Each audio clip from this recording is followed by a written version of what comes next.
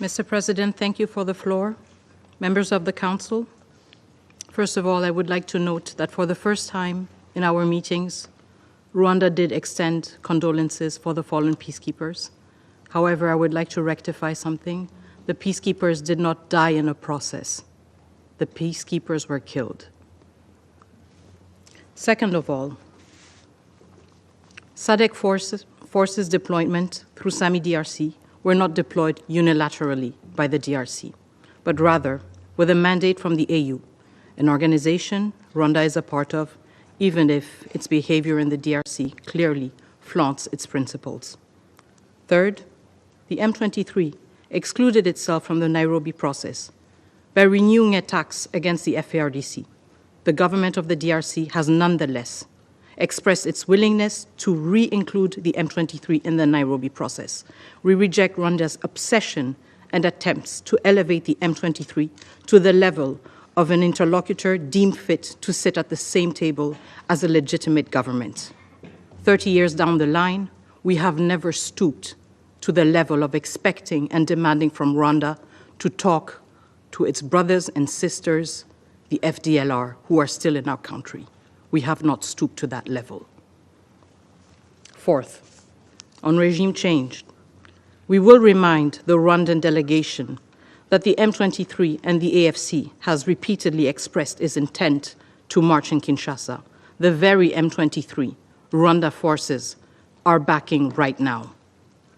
There is a subtlety that should not go amiss between words and actions. Rwanda's actions, side by side with the M23, are actions seeking to overthrow a legitimately established government. On the Luanda and Nairobi processes, we will remind the Rwandan representative that the DRC never left the negotiating table. It was Rwanda that did not show up on the 15th.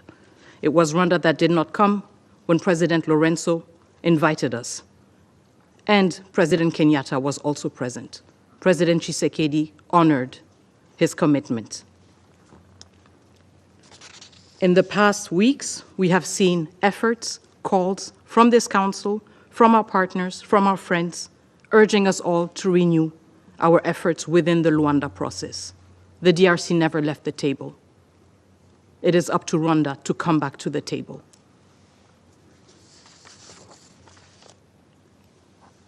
I would also like to remind the Council that in this very session, the government of the DRC, through my own statement, condemned all attacks against diplomatic missions in the DRC. We do this in our concern to abide by and respect international law.